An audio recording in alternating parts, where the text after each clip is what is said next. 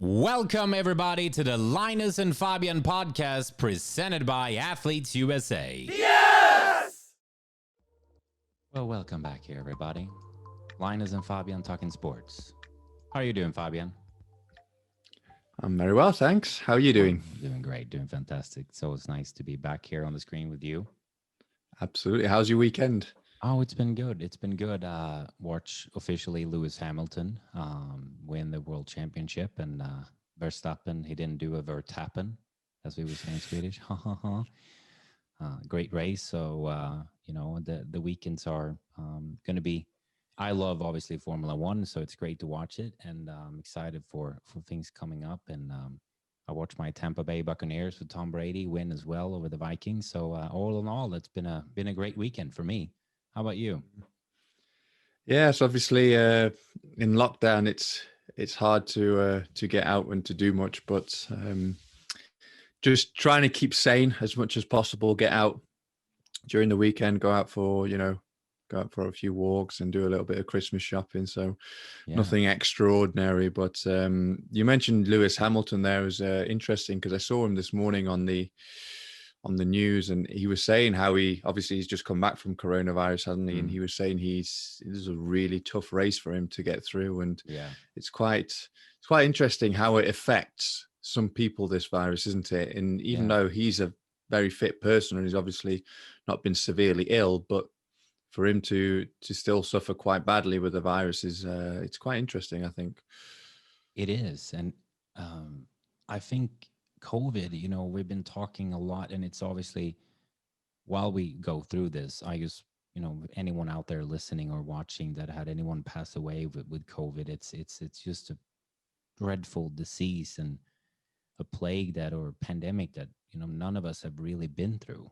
I talked to my coach that he was a pilot in the Vietnam War and been a coach for ages, and asked him, have you been through anything like this in your lifetime? And then he's, this is unheard of for anyone that's living nowadays. And I think it's important to understand how important sport is for us.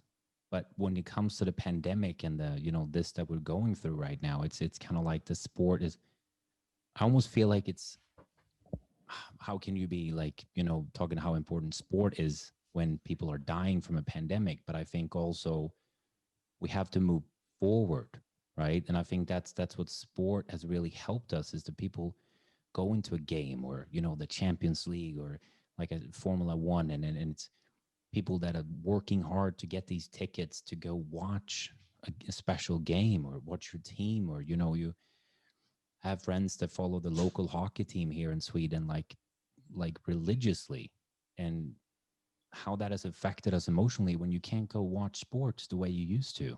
You can watch it on TV, but it's just that for people it's such a huge amount of people that had that as their, you talk about soccer, for instance, in England, right? Or the UK, how people spend their life savings to go watch, whatever team that you're rooting for, right? And you haven't been able to do that this year.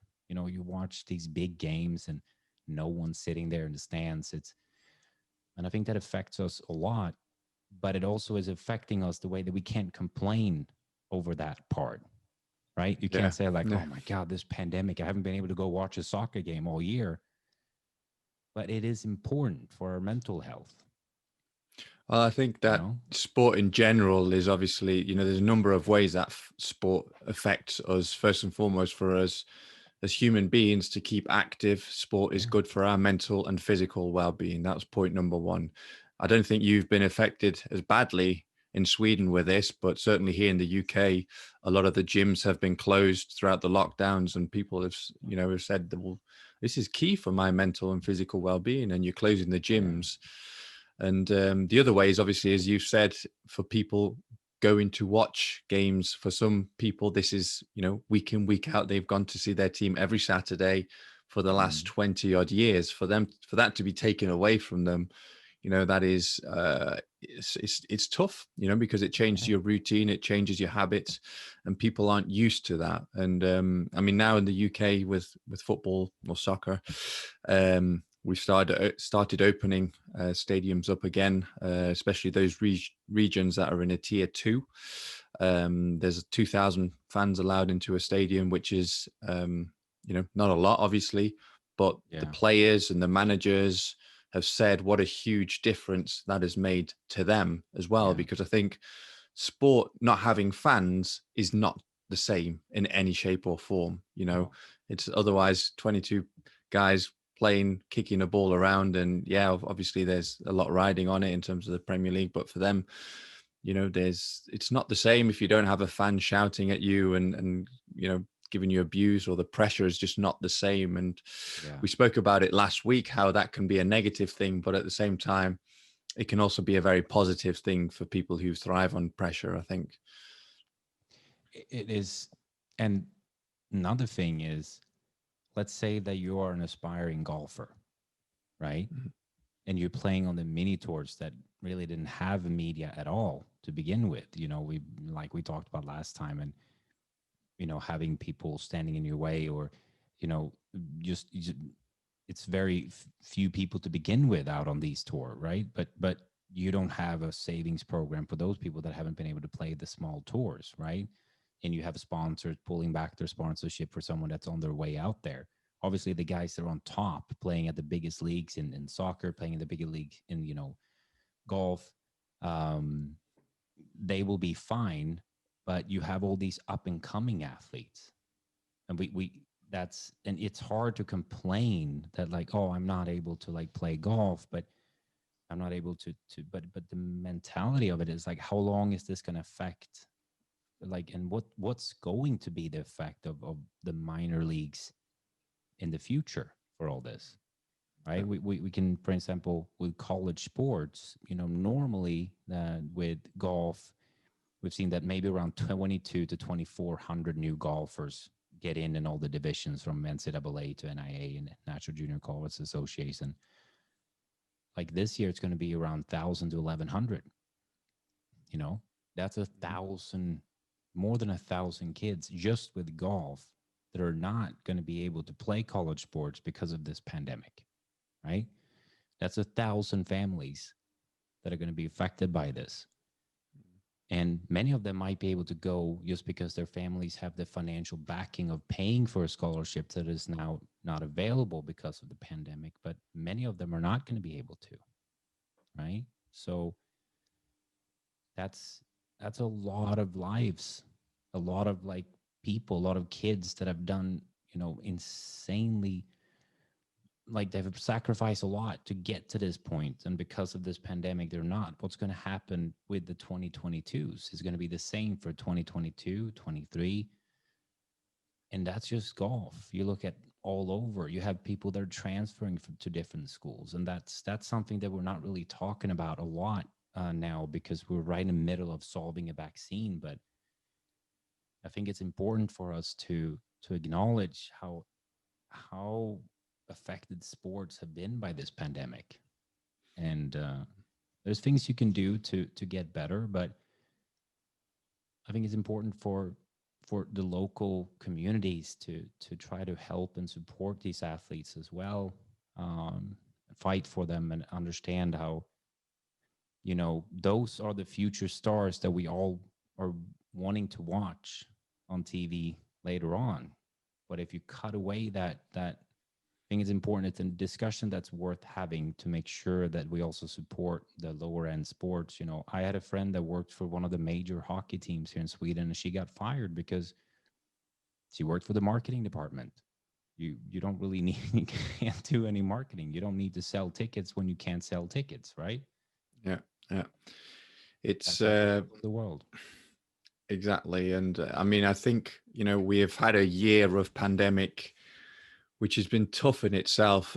But I think, the repercussions are still there for years to come. Now, I hope we can, everyone can come together and we can try and minimize these repercussions. But like you said, there's a lot less spots in, at the college level in the US. Scholarships are getting smaller, perhaps. For the professional or semi-professional world, a lot of clubs have relied on donations, just to keep themselves going, because a lot of these, smaller community clubs, whatever sport it might be, they rely on the fans, and funding from the community. If the community is losing their job, they aren't able to fund. They aren't able to to go and watch games maybe, and there's no ticket sales, and ultimately that will affect the long term of the sport. Now at the moment, everything is, there's not in my what I've seen here in the UK, there's not been anyone straight away, any clubs who have gone, out of business straight away. But like I said, they will. I'm sure they will, unfortunately, so it's just about trying to, again, come together as a community and try and help each other out in the best way possible. And I think, the Premier League and those leagues that are still getting a lot of money through TV revenue and things like that, they'll hopefully chip in and support those, those more amateur, semi-professional local clubs in the long run, because I think that's ultimately it's their duty. Because like you said, the stars of tomorrow, they have to start somewhere, and usually that starts at grassroots, lower community level football clubs or any sports clubs, and they build their way up. And I think, obviously we're discussing the effects of it, but I think it's so important just to keep on playing. I think, if anything, this pandemic, there's a lot of things that you can do from home. There's a lot of things you can do, plan for the future. But I think what I've noticed with a lot of athletes and with a lot of, friends and family, this pandemic has made us, even if we don't have things to look forward to because of it, we got to find those ways. We got to find ways of looking forward to things, right?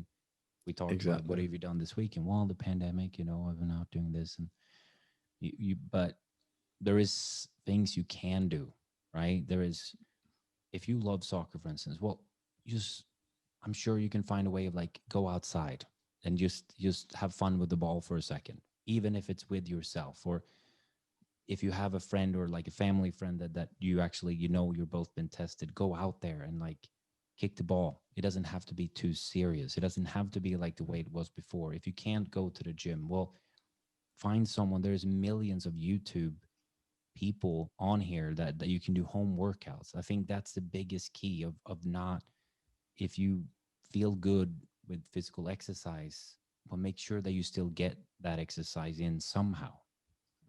But you don't have to, it doesn't have to be perfect. It doesn't have to be the way it was before, but to keep finding ways for yourself to stay motivated.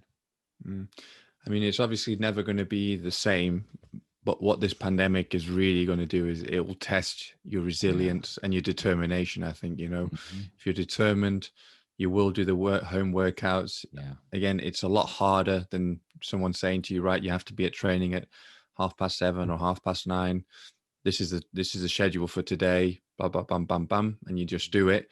It's so much harder to motivate yourself and tell yourself, right, I have to get up and I have to do this today and I have to do that. And, it tests you, but, we have to, I think, just try our best, keep going. You can't complain about it, and that won't help. So all we can do is like you say, try and find the positive side of things. And for me personally, sometimes that is just putting on some music and just, going in the kitchen and cooking something. I enjoy cooking, so I do that. Just, sometimes I'm having days where I'm not feeling great. I'm like, oh, not again. I can't go out. I can't see my friends. I can't do this. I just, put some music on and just try and find something that keeps you happy. We'll go in the garden, play with a football, do a home workout, whatever it might be. But just find ways to try your best. And if not, obviously, try and use your network, your friends, they'll all be in a similar situation. Try and bounce off each other, use each other's energy to find a positive mindset if you are, having a bad day, for example. Yeah. What do you think are, we talk about, for instance, let's say college sports, right? Like, how can we prepare for some things for the future, right? Like, to continue watching the Linus and Fabian podcast, go to Linus and Fabian podcast on YouTube or click the link below. Thanks for watching.